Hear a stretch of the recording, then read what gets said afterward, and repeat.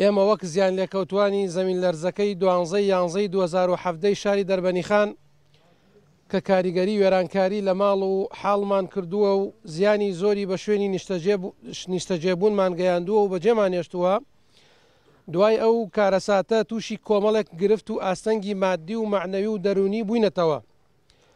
داواکارین لە حکوومەت و لایەنی پەیوەندیدار کە بەداخەوە بە هیچ شێوەیەک بە تەنگ ئەم وێرانکاریە کارەساتبارەوە نەهاتووە کە بەر خان و شوێنی نیشتەجێبوونمان کەوتووە و زۆر خەمساردبووە لە بەرامبەریدا. بۆیە داخوازیەکانمان لەم خاڵانەی خوارەوە ئەخەینە ڕوو.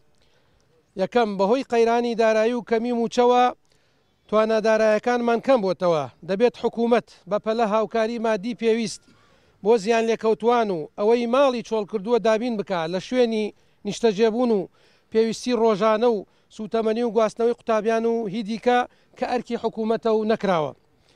دووهەم، پێکهێنانی لیژنەیەکی پسپۆڕی ئەندازیاری بۆ دیاریکردن و پۆلێنکردنی زیانەکان.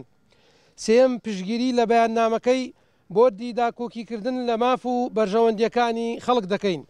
چوارەم، وەک لەسەرەوە ئاماژەمان پێکرد حکوومەت بە هیچ بەڵێن و بە هیچ شێوەیەک هیچ بەڵێن و ئاسۆیەکی بۆ قەرەبووکردنەوەی زیان لێکەوتوان نەداوە و نییە.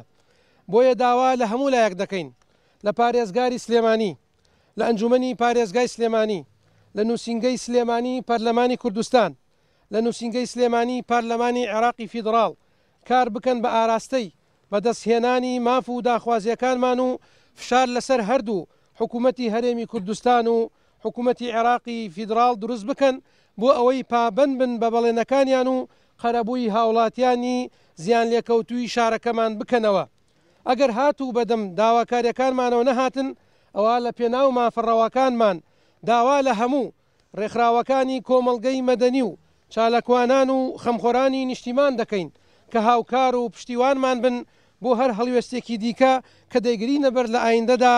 نزیک کەمتر لە 2000 خان و زیانی لێکەوتووە، بەڵام ئەوەی کە واقعی حاڵ بێ زیاد لە 450 ماڵ ژیان بە گوێرەی ئەو تەخمینانەی کراوە لەلایەن لیژنەکانی پسپۆڕی ئەندازیاریەوە ژیانی تیا نەماوە. واتە ئەمانە نابێ بژین. بەشی گرنگی داخوازەکانی ئەمە جگە لەوەی سێکتەرەکانی تەندروستی، سێکتەرەکانی پەروەردە، سێکتەرەکانی ئاوەڕۆ، سێکتەرەکانی ڕێگەوبان، شارەوانی، ئەمانە هەر هەمووی بەڕاستی کەوتووە و تا ئەم ساتە بۆ کەناڵەکانی ڕاگەیاندنی کوردستان و هەموو دنیای ڕاگەن. حکومەتی هەرێمی کوردستان تا ئێستا 1 فلس دیناری تەرخان نەکرەوە بۆ قەرەبووکردنەوەی هاوڵاتیان.